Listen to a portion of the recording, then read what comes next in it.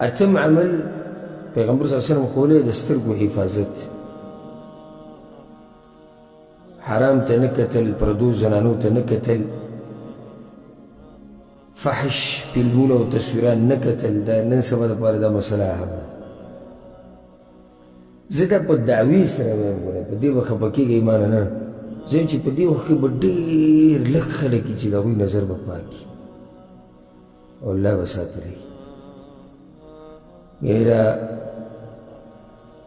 داسې به کې وي چې ظاهره کې به د ځان نه سم داسې شیخ الاسلام جوړ کړی او چې کله موبایل راوالي نو بیا بریک نه لګي چې به هر شي ورغی، که پیله مې ولګوو که سندره یې ولګوله او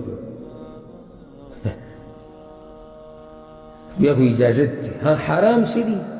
اوس دا نوي فلسفه ده، یعنی حرام دا دي چې یو جنۍ ستا مخې ته داسې روانه بیا به ورته نه ګورې، خیال دی دې جنۍ ته به نه ګورې، دا چې داسې روانه ده. هر چې فیسبوک کې دي نو بیا عجیبه ده نه، یعنی فیسبوک کې جنۍ ته که ته جایز شو، یوټیوب کې ګوره، نیټ کې ګوره، واټساپ کې ګوره، رابطې کوه، هر څه کوه.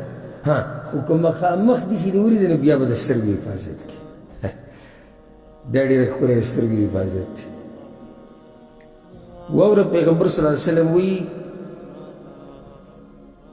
ثلاثة لا ترى أعينهم النار، درې قسمه خلک دي چې د دوی سترګې به جهنم نه ویني.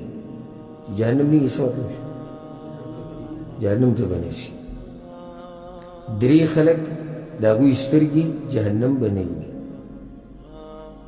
عین اولنۍ سترګه کومه یوه ده چې د الله په لار کې یې څوکۍ کړي، دا مخکې م تېر شو. وعین بکت من خشیة الله، د الله د یېرې نه چې جړلي، کومې سترګې نه چې اوښکې تلي. وعین غضت عن محارم الله،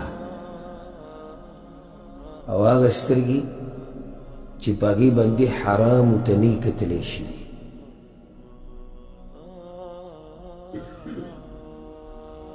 نهم او دا به اخرنی ذکر کړو چې دا خبره ما تاسو ته اوږدېږي، اوس هم داسې یعنې ځان له یو بیان ته جوړ شو دې جواب.